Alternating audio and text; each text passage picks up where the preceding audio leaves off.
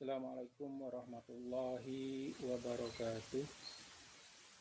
Alhamdulillah wa syukurillah. Pada kesempatan pagi hari ini kita dapat berjumpa dalam rangka pembelajaran PPKN. Pada hari ini materi yang akan saya sajikan yaitu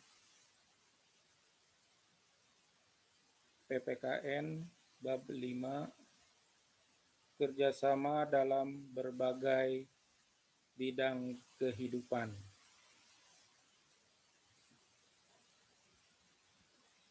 Para siswa-siswi SMP Negeri 1 Tajur Halang yang Bapak cintai dan Bapak banggakan.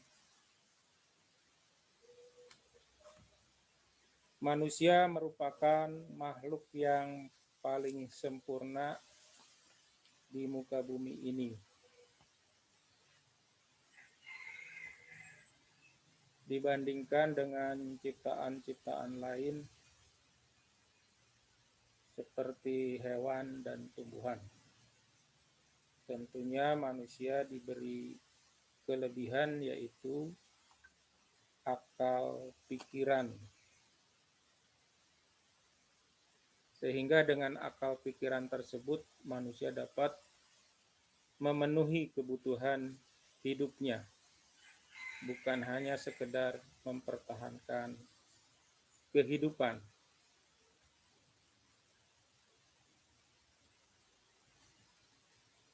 Manusia juga sebagai makhluk sosial tentunya sangat membutuhkan manusia lainnya. Tidak ada manusia yang bisa hidup sendiri, terasing dengan manusia-manusia lainnya. Tentunya dalam menjalin hubungan dengan manusia lain, manusia tersebut membutuhkan kerjasama. Nah, kerjasama dengan sesama manusia lainnya tentunya dalam berbagai bidang kehidupan. Kerjasama antara sesama manusia berarti setiap manusia saling membantu secara bersama-sama antara satu manusia dengan manusia lainnya dalam melaksanakan suatu kegiatan untuk mencapai tujuan bersama. Jadi kerjasama ini ada tujuannya, tidak hanya kerjasama, tapi kerjasama tersebut memiliki tujuan yang tentunya tujuan tersebut merupakan tujuan yang bermanfaat bagi manusia itu sendiri. Pada kesempatan ini saya akan share slide pembelajaran PPKN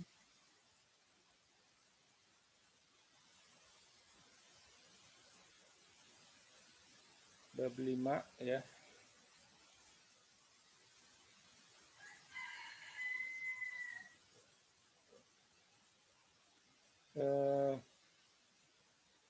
Nah, ini materinya ya. Sudah bisa, nanti kalian simak. Yang kita bahas tentunya kerjasama dalam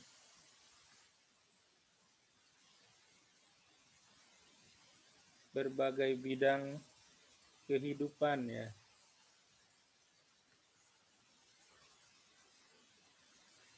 Ya, motonya yaitu ayo bekerja sama untuk kemajuan bangsa. Karena bangsa ini tidak akan bisa maju kalau para warga negaranya tidak melakukan kerjasama.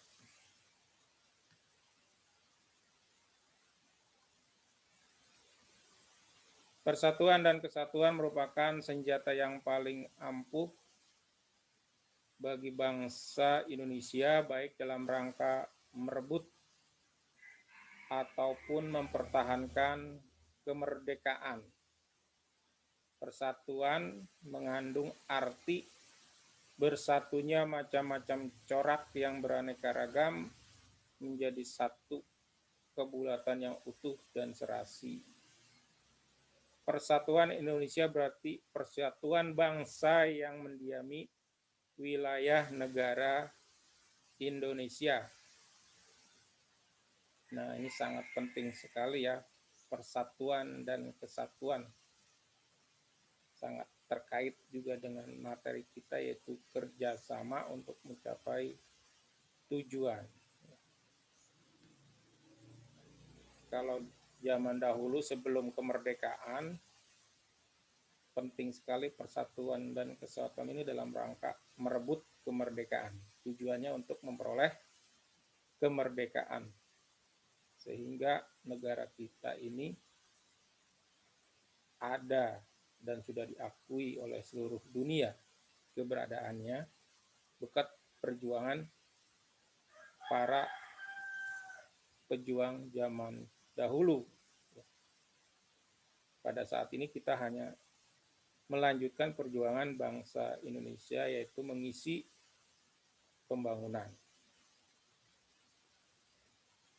Tentunya kalian tahu tujuan nasional bangsa Indonesia yang tercantum dalam pembukaan Undang-Undang Dasar 1945 alinea keempat, yang bunyinya melindungi segenap bangsa Indonesia dan seluruh tumpah darah Indonesia, memajukan kesejahteraan umum, mencerdaskan kehidupan bangsa,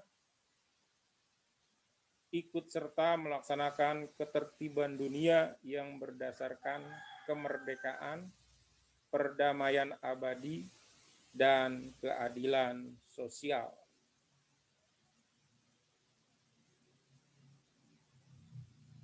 Apa kaitannya atau hubungannya antara tujuan nasional dan kerjasama? Tentunya sangat berhubungan sekali ya. Kerjasama merupakan kegiatan atau usaha yang dilakukan dua orang atau lebih untuk mencapai tujuan bersama. Kerjasama berwujud gotong royong yang sesuai dengan kehidupan budaya daerah. Masing-masing daerah tentunya memiliki budaya yang berbeda-beda, begitupun dengan wujud gotong royongnya juga mempunyai ciri khas masing-masing. Di antaranya di Sumatera Barat yang disebut dengan Manunggal Sakato, di Palembang Sikaroban, di Jawa Gugur Gunung, di Minahasa Mapalus, dan di Bali Subak. Itulah antara lain wujud gotong royong yang ada di daerah-daerah. Tentunya masih banyak yang lain, karena di masyarakat Indonesia banyak sekali atau beragam sekali budaya dan suku bangsa.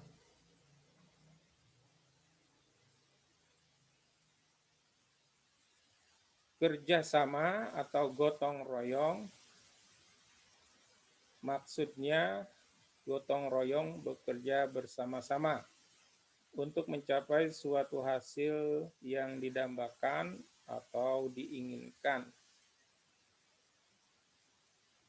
Hal ini merupakan perwujudan sila ketiga. Apa itu? Sila ketiga yaitu Persatuan Indonesia.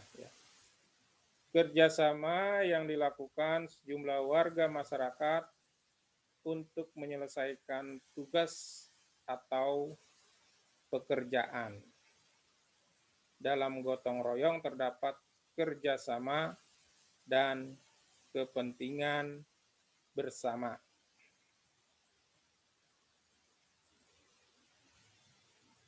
Gotong royong merupakan ciri khas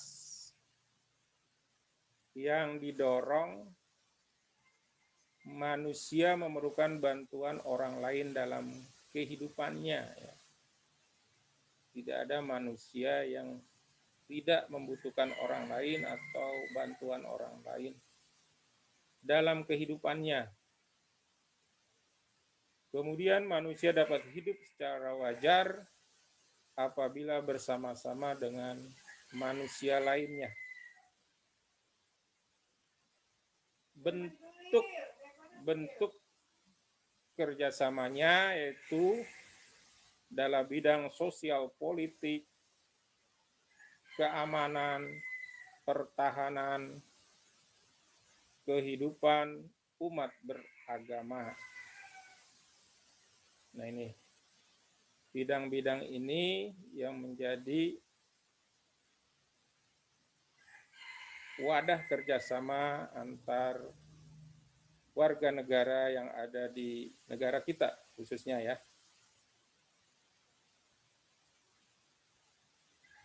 Kerjasama bidang sosial politik.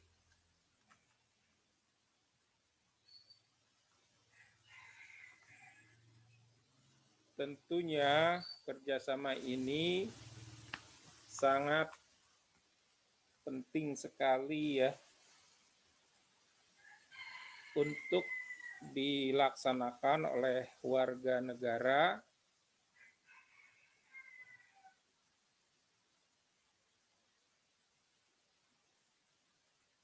landasan kehidupan sosial politik masyarakat Indonesia adalah sila keempat Pancasila yang berbunyi kerakyatan yang dipimpin oleh hikmat kebijaksanaan dalam permusyawaratan perwakilan.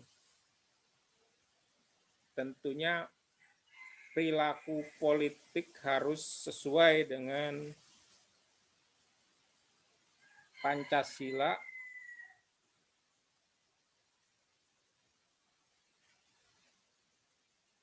Sila keempat Pancasila pada prinsipnya menegaskan bahwa bangsa Indonesia akan terus memelihara dan mengembangkan semangat bermusyawarah dalam perwakilan.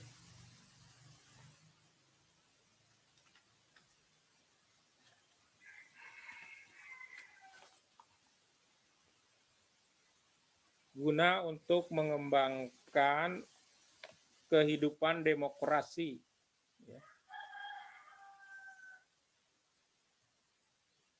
Bangsa Indonesia akan memelihara serta mengembangkan kearifan dan kebijaksanaan dalam bermusyawarah.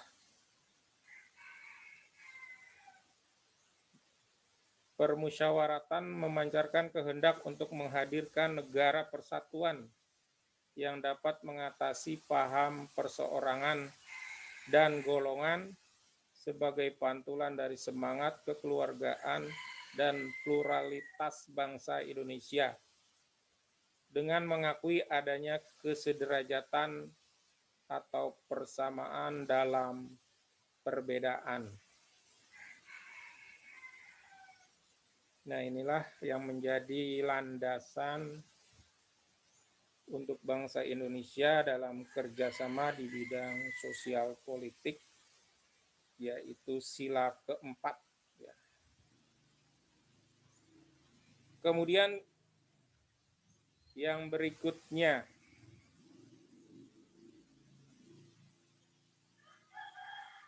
kerjasama dalam bidang kehidupan ekonomi. Kerjasama dalam kehidupan ekonomi digambarkan pada pasal 23 Undang-Undang Dasar 1945 berbunyi, pajak dan pungutan lain yang bersifat memaksa untuk keperluan negara diatur dengan undang-undang. Pajak digunakan untuk pembangunan nasional.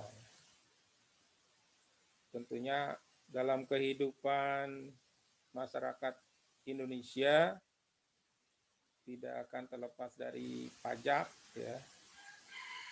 Banyak sekali jenis-jenis pajak, misalkan pajak bumi dan bangunan, pajak kendaraan, pajak penghasilan, dan lain-lain. Dana yang terkumpul dari pajak tersebut digunakan untuk pembangunan nasional. Misalnya pembangunan infrastruktur, jalan, jembatan, fasilitas umum, sekolah, dan lain sebagainya. Pada pasal 33 ayat 1 Undang-Undang Dasar 1945 menyebutkan perekonomian disusun sebagai usaha bersama berdasarkan asas kekeluargaan.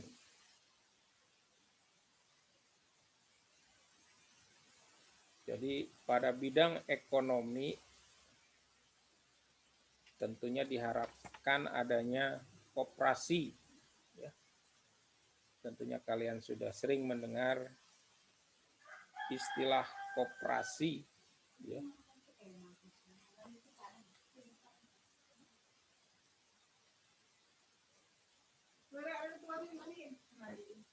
Nah, sebagai usaha koperasi beranggotakan orang-orang dan badan hukum dengan berlandaskan prinsip kerjasama dan kekeluargaan.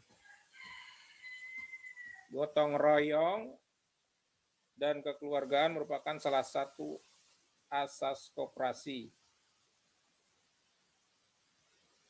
Asas kekeluargaan mencerminkan adanya kesadaran manusia untuk melaksanakan kegiatan koperasi oleh, dari, dan untuk semua anggota di bawah kepengurusan koperasi. Ya, di samping koperasi ada bidang usaha yang lainnya yang membutuhkan juga kerjasama, ya. Seperti perusahaan terbatas atau perseroan terbatas, kemudian ada yayasan ini, gitu kan. Walaupun yayasan tujuannya bersifat sosial ya. Ini butuh juga kerjasama.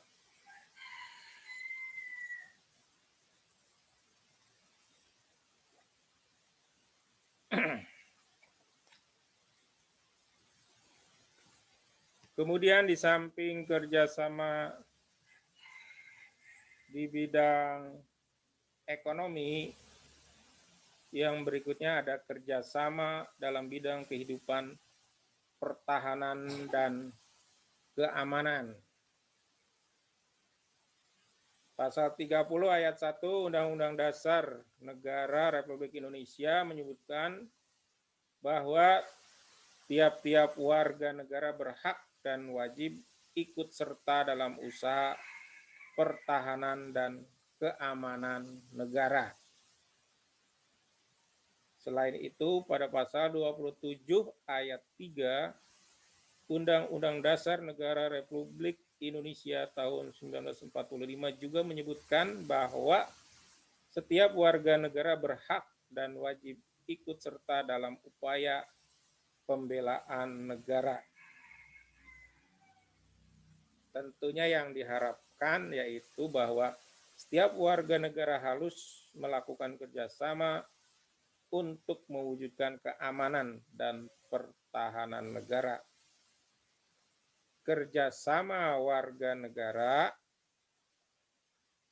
untuk mewujudkan pertahanan dan keamanan negara merupakan contoh sikap dari bela negara.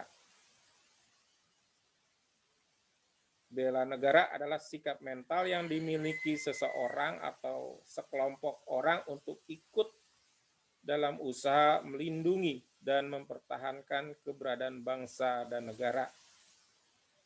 Bagi bangsa Indonesia, bela negara adalah hak dan kehormatan sebagai warga negara sekaligus merupakan kewajiban hukum yang harus dijalani oleh setiap warga negara. Tentunya kesadaran bela negara ini harus tertanam di dalam diri warga negara untuk membangun daya tangkal bangsa dalam menghadapi ancaman yang ingin mengganggu kedaulatan negara, keutuhan wilayah, dan keselamatan bangsa.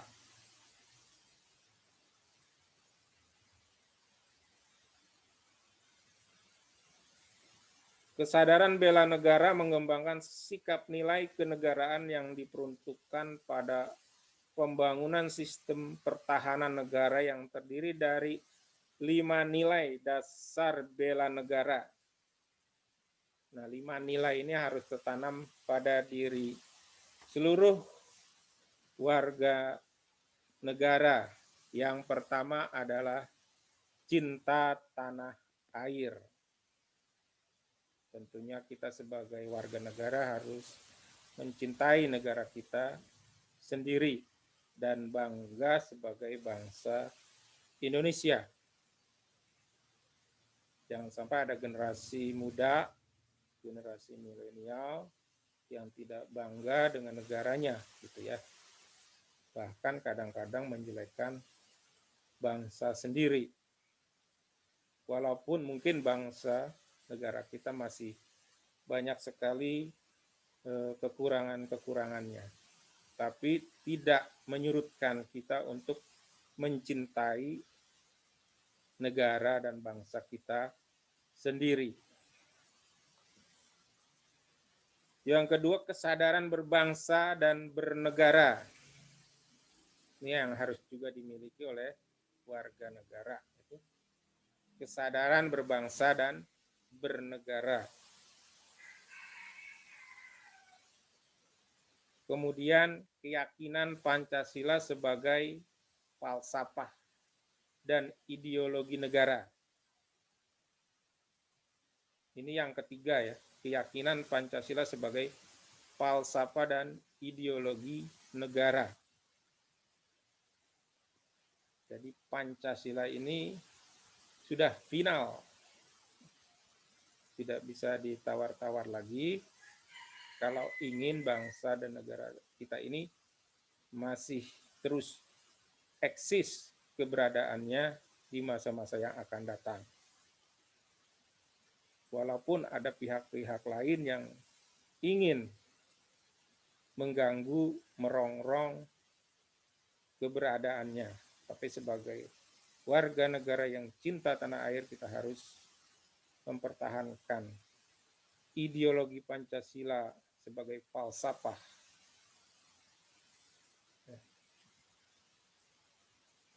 Yang keempat, rela berkorban untuk bangsa dan negara. Inilah kalau zaman dahulu ketika masih dalam kondisi dijajah oleh bangsa asing, pahlawan-pahlawan Indonesia telah banyak berkorban untuk bangsa dan negara. Baik pengorbanan harta, tenaga, pikiran, bahkan korban nyawa ya. Jadi kita sebagai generasi muda sekarang ini juga harus siap berkorban untuk kemajuan bangsa dan negara kita. Ya minimal kalau sebagai pelajar harus mau mengorbankan waktu, pikiran, dan tenaga untuk belajar untuk meningkatkan kualitas diri, dan nantinya ilmu yang kita peroleh bisa kita manfaatkan untuk kemajuan masyarakat dan bangsa kita. Kelima, memiliki kemampuan awal bela negara fisik maupun non-fisik. Tentunya untuk bela negara ini kan diwajibkan oleh negara kalau kondisi negara dalam keadaan terancam. Ya, harus ada pelatihan fisik maupun non-fisiknya. Ya. Tidak semua warga negara tentunya akan dilibatkan, tentunya yang siap secara fisik maupun non-fisik.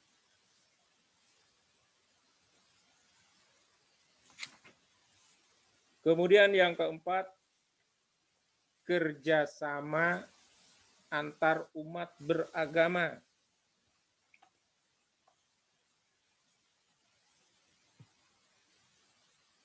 Pada pasal 29 ayat 2 Undang-Undang Dasar Negara Republik Indonesia tahun 1945 berbunyi, negara menjamin kemerdekaan tiap-tiap penduduk untuk memeluk agamanya masing-masing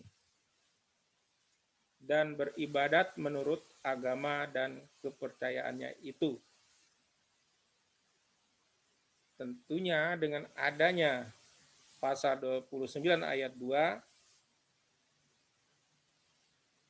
negara menjamin hak kebebasan penduduk untuk memeluk agamanya dan beribadah menurut agama yang dianutnya.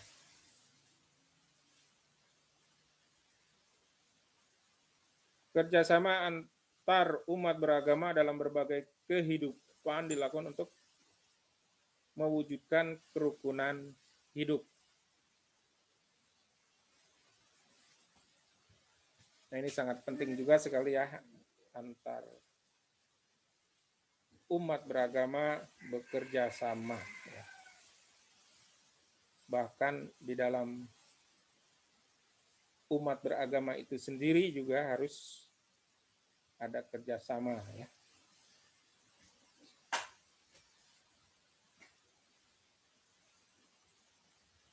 Hal ini lebih pada upaya menciptakan kerukunan hidup antar pemeluk agama dengan mengembangkan sikap saling hormat, menghormati, dan toleransi. Kerjasama antara umat beragama ditandai dengan adanya sikap-sikap satu, saling hormat, saling menghormati umat seagama dan berbeda agama.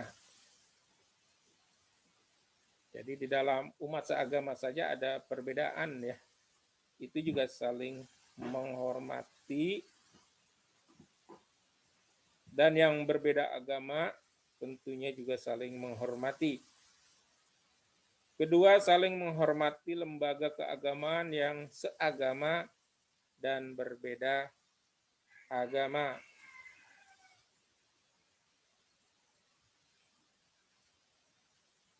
Ya, misalkan kalau Islam ini ada lembaga keagamaan, misalkan MUI, kita harus hormati ya. Kemudian yang berbeda pada agama lain juga ada lembaganya ya, kita harus menghormati. Yang ketiga, sikap saling menghormati hak dan kewajiban umat beragama. Masing-masing umat beragama tentunya punya hak dan kewajibannya.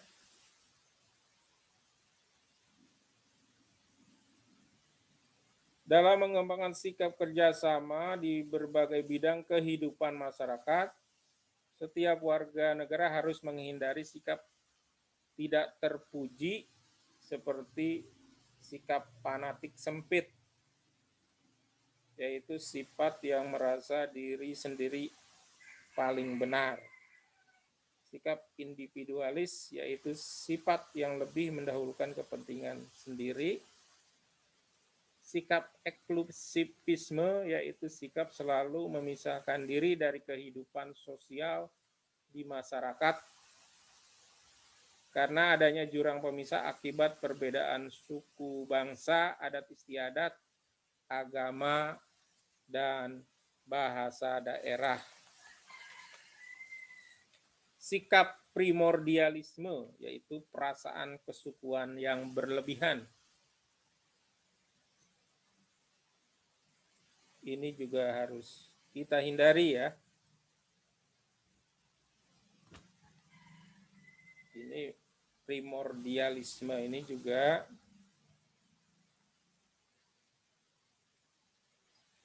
perasaan kesukuan yang berlebihan ini, misalnya merasa sukunya paling hebat gitu ya, paling unggul, suku-suku lain diremehkan atau direndahkan.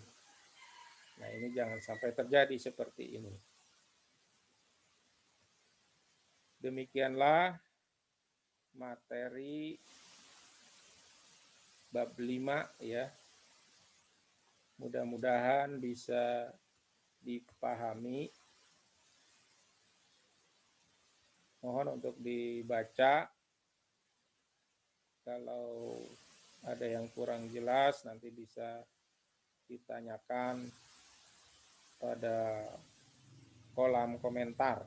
Saya harapkan kalian bisa mengisi daftar hadir di kolom komentar ya.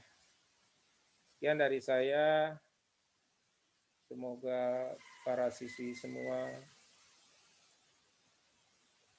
semoga seluruh siswa-siswi semua selalu dalam keadaan sehat walafiat dan tidak lupa saya harapkan semua selalu belajar dan belajar walaupun dalam kondisi seperti ini.